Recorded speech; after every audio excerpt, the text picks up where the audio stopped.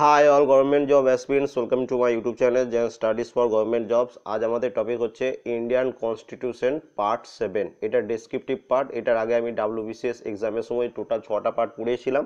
আজকে তার 7 পার্ট পড়াচ্ছি। এটা ডেসক্রিপটিভ ভিডিও এবং আজকে আমরা ডিসকাস করব আর্টিকেল 79 থেকে আর্টিকেল 96। ঠিক আছে, এবং এটা তোমাদের WBCS প্রিলিমস এক্সামের জন্য খুবই ইম্পর্টেন্ট। এবং তাছাড়া ফুড সাপ্লাই যে এক্সামটি আছে সেখানে তোমাদের অবজেক্টিভ টাইপ কোশ্চেন আসবে, এবং WBSI মেন্স যে এক্সামটি হবে সেখানে এখান থেকে তোমরা ডেসক্রিপটিভ প্রশ্ন আসতে পারে তোমাদের এক্সামে ইন্ডিয়ান কনস্টিটিউশন থেকে। তাই প্রথম থেকে লাস্ট অবধি ভিডিওটা একটু দেখে নেবে। দেখো, আজকে আমাদের টপিক হচ্ছে সংসদ বা পার্লামেন্ট। পার্লামেন্ট সম্বন্ধে কিছু ডিটেলস, পার্লামেন্টে কোন আর্টিকেলে কি বলা আছে সেটা আজকে আমরা ডিসকাস করব। ফার্স্ট দেখো আর্টিকেল 79। আর্টিকেল 79-এ বলা আছে কনস্টিটিউশন অফ পার্লামেন্ট, মানে যে সংসদের গঠন বা পার্লামেন্টের গঠনের কথা বলা হয়েছে আর্টিকেল 79-এ। এটা বোথ ইংলিশ এবং বেঙ্গলি ভার্সনে আমি বানিয়েছি যাতে তোমাদের সব থেকে সুবিধা হয়। এবং ইংলিশে ভার্সনের যে বইটি আছে, এম লক্ষ্মীকান্তের যে বইটি আছে সেটার ইংলিশ ভার্সন থেকে এই ইংলিশগুলো নেওয়া এবং বাংলাটা আমার নিজের বানানো। ঠিক আছে। সেকেন্ড দেখো আর্টিকেল 80। আর্টিকেল 80 হচ্ছে composition of the council of state, মানে হচ্ছে রাজ্যসভার গঠন বলা হয়েছে আর্টিকেল 80-তে। এই প্রশ্নটা অনেকবার WBCS এক্সামে এসছে এবং পিএসসির, যেহেতু তোমরা পিএসসির এক্সাম হবে, সেই পিএসসি এক্সামের জন্য খুবই ইম্পর্টেন্ট ইন্ডিয়ান কনস্টিটিউশন থেকে। ঠিক আছে, তাহলে এমন প্রশ্ন আসবে যে কোন ধারায় বা কোন আর্টিকেলে বলা হয়েছে রাজ্যসভার গঠনের কথা বলা হয়েছে। ঠিক আছে, তখন অ্যান্সার কি হয়ে যাবে? আর্টিকেল 80 বা আর্টিকেল 80 বা ধারা 80, যে যা বলবে, বাংলাতে বললে বাংলা, ইংলিশে বললে ইংলিশ। নেক্সট দেখো আর্টিকেল 81। এখানে বলা হয়েছে composition of house of people, লোকসভার গঠন। দেখো, হাউস অফ পিপল মানে বলা হচ্ছে lower house of the people, যেটাকে বলা হয় সেটা হচ্ছে লোকসভা। সেটা কি বলা হয়েছে যে composition of the house of the people, মানে হচ্ছে লোকসভার গঠনের কথা বলা হয়েছে আর্টিকেল 81-এ। তাহলে আর্টিকেল 80-তে বলা হয়েছে রাজ্যসভার গঠন এবং আর্টিকেল 81-এ বলা হয়েছে লোকসভার গঠন। নেক্সট দেখো আর্টিকেল 82। এটা হচ্ছে মোস্ট ইম্পর্টেন্ট, এখানকার থেকে এই প্রশ্নটা মোস্ট ইম্পর্টেন্ট। ঠিক আছে, এই আর্টিকেল 82টা একদম মুখস্থ করে নেবে। এটা কি বলেছে? রিঅ্যাডজাস্টমেন্ট আফটার এভরি সেন্সাস।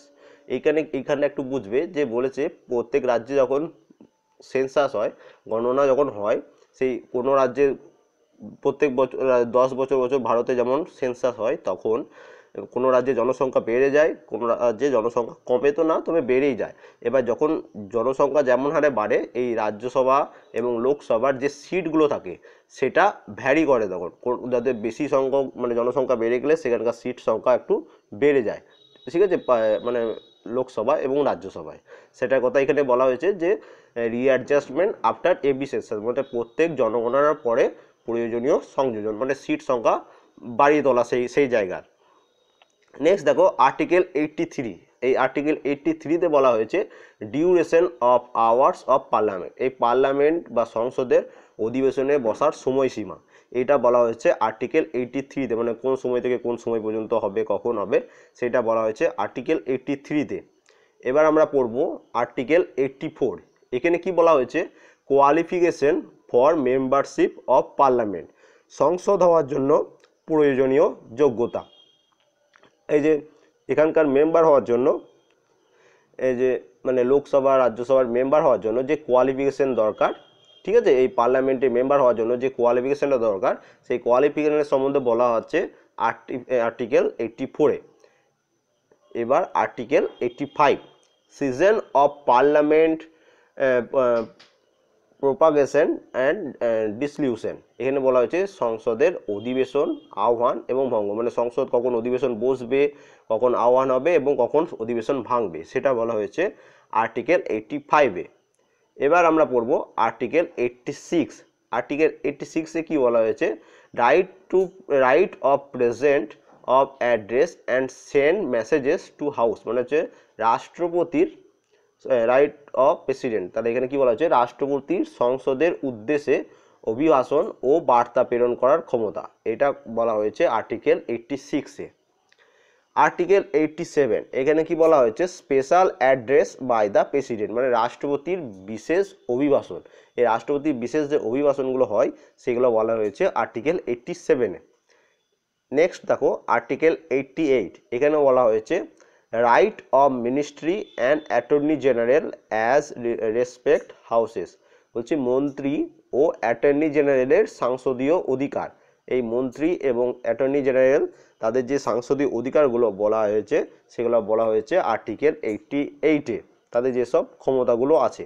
ঠিক আছে, এবার দেখো নেক্সট আমরা যেটা পড়বো সেটা হচ্ছে সংসদের অধিকার। সংসদের অধিকার, অফিসার্স অফ পার্লামেন্ট। ঠিক আছে, সংসদের অধিকার এখানে কথা বলা হয়েছে। এবার পড়ছি আর্টিকেল 89, এখানে বলেছে the chairman and the deputy chairman of the council of state. Council of state কাকে বলা হয়? রাজ্যসভাকে। এটা সবসময় মাথায় রাখবে, কাউন্সিল অফ স্টেট হচ্ছে রাজ্যসভা। এবার এখানে কি বলা হয়েছে? রাজ্যসভার চেয়ারম্যান ও ডেপুটি চেয়ারম্যানের কথা বলা হয়েছে আর্টিকেল 89-এ। আর একবার বলে দিচ্ছি, the chairman and the deputy chairman of the council of state. এবার দেখো আর্টিকেল 90, আর্টিকেল 90-তে কি বলা হয়েছে? Vacation and resignation of the removal from the office of deputy chairman. বলছে ডেপুটি চেয়ারম্যানের ছুটি, পদত্যাগ ও অপসারণ, এই কথাটা বলা হয়েছে আর্টিকেল 90-তে। নেক্সট দেখো আর্টিকেল 91, এই আর্টিকেল 91-এ কি বলেছে? Power of deputy chairman or other person to perform the duties of the office or to act as chairman। বলেছে ডেপুটি চেয়ারম্যানের ক্ষমতা ও অন্যান্য যে সমস্ত ব্যক্তিরা এই দায়িত্ব পালন করেন তাদের ক্ষমতার ব্যাপারে বলা হয়েছে আর্টিকেল 91।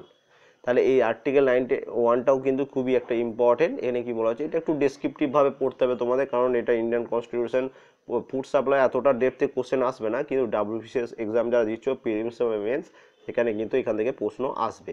ঠিক আছে, power of deputy chairman or other person to perform the duties of the office or to act as chairman. এবার আমরা পড়বো আর্টিকেল 92। আর্টিকেল 92-তে কি বলেছে? যে the chairman or the deputy chairman not to preside while a resolution for his removal from office is under consideration। এখানে বলেছে chairman অথবা deputy chairman সভার কাজ পরিচালনা করবেন না যখন তাদের অপসারণের প্রস্তাব বিবেচনা করা হবে। আরেকবার এখানে বুঝে নাও কি বলতেছে, যে চেয়ারম্যান অথবা ডেপুটি চেয়ারম্যান যিনি আছেন তিনি যেসব কাজগুলো পরিচালনা করেন তিনি কখন করবেন না? যখন তাদের অপসারণ, মানে তাদের সেই পোস্ট থেকে সরিয়ে দেওয়ার মানে কথাটা তাদের আলোচনা হবে, বিবেচনা হবে যে তাদেরকে এই পোস্ট থেকে সরিয়ে দেওয়া হবে, তখন তারা তাদের সেই সংসদের কোনো কাজ তারা করতে পারবেন না। এবার দেখো আর্টিকেল 93। আর্টিকেল 93-তে কি বলেছে? এখানে বলেছে the speaker and deputy of the house of the people, মানে হচ্ছে লোকসভার স্পিকার ও ডেপুটি স্পিকারের কথা বলা হয়েছে আর্টিকেল 93-তে। এটাও তাহলে হয়ে উঠছে খুবই ইম্পর্টেন্ট একটা প্রশ্ন। এবার দেখে নাও আর্টিকেল 94। এই আর্টিকেল 94-এ কি বলেছে না? Vacation and resignation of and removal from the office of speaker and deputy speaker. Speaker এবং ডেপুটি স্পিকারের ছুটি, পদত্যাগ, অপসারণ, এইগুলোর কথা বলা হয়েছে আর্টিকেল 94-এ। দেখো কিছুক্ষণ আগেই পড়লাম যেটা, যে সেটা হচ্ছে এখানে দেখে নাও আর্টিকেল 90-তে বলা হয়েছিল যে ডেপুটি চেয়ারম্যানের ছুটি, পদত্যাগ ও অপসারণের কথা, এবং দেখো আর্টিকেল 94-এ বলেছে যে স্পিকার ও ডেপুটি স্পিকারের ছুটি, পদত্যাগ ও অপসারণের কথা। এবার আমরা যেটা পড়বো সেটা হচ্ছে আর্টিকেল 95। আর্টিকেল 95-এ কি বলেছে? যে power of the deputy speaker or other person to perform the duties of the office or to act as speaker, মনে হচ্ছে ডেপুটি স্পিকার ও অন্যান্য যারা স্পিকার হিসাবে কাজ করেন তাদের ক্ষমতার কথাটা বলা হয়েছে আর্টিকেল 95-এ।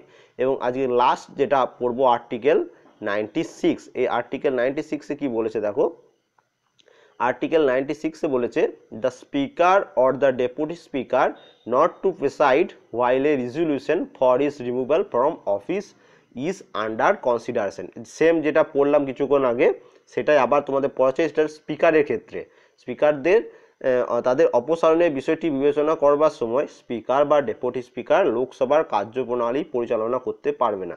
এখানে এটাই বলেছে যে স্পিকার পদে যারা আছেন, স্পিকার বা ডেপুটি স্পিকার পদে যিনি আছেন, তাদের যখন অপসারণের কথা মানে বিবেচনা করা হবে তখন তারা কোনো রকম লোকসভার কোনো কার্য তারা পরিচালনা করতে পারবেন না। ঠিক আছে, এটা অনেকটাই ইজি, তোমরা যদি ভালোভাবে পড়ো। বেঙ্গলি ভার্সানেরও অনেক বই আছে, ইংলিশ ভার্সানও এম লক্ষ্মীকান্ত আছে। যারা ডাব্লিউবিসিএসের জন্য পড়ছো তাদের বলবো তোমরা এম লক্ষ্মীকান্ত পড়ো, ওটা তোমাদের জন্য বেস্ট। এই বেঙ্গলি ভার্সানটা আমি পড়িয়ে দেবো, এবং মেন্সের জন্য তোমাদের যে ইংলিশ ভার্সনের কোশ্চেন হবে, মেন্সে তো আর বাংলা প্রশ্ন হবে না, তাই মেন্সের জন্য এম লক্ষ্মীকান্ত হচ্ছে বেস্ট বই। সেটা তোমরা যদি পুরোটা কভার করে নাও প্রচুর কমন পেয়ে যাবে ওখান থেকে। ঠিক আছে, ওই বইটাই সবাই রিকমেন্ড করে এবং ওটা খুবই ভালো বই, তাই ওই বইটা একটু ভালোভাবে পড়াশোনা করবে। ঠিক আছে, তাহলে আজকে টোটাল এতটাই আমরা ডিসকাস করলাম। যদি ভিডিওটি ভালো লেগে থাকে অবশ্যই লাইক করবে, কেমন লাগলো কমেন্ট করবে, এবং তোমাদের যদি মনে হয় কোনো কিছু আমি ভুল বলেছি অবশ্যই সেটা কমেন্ট করে দেবে। অ্যান্ড যারা আমার চ্যানেলে নতুন তারা অবশ্যই সাবস্ক্রাইব করে নেবে। Thank you for watching.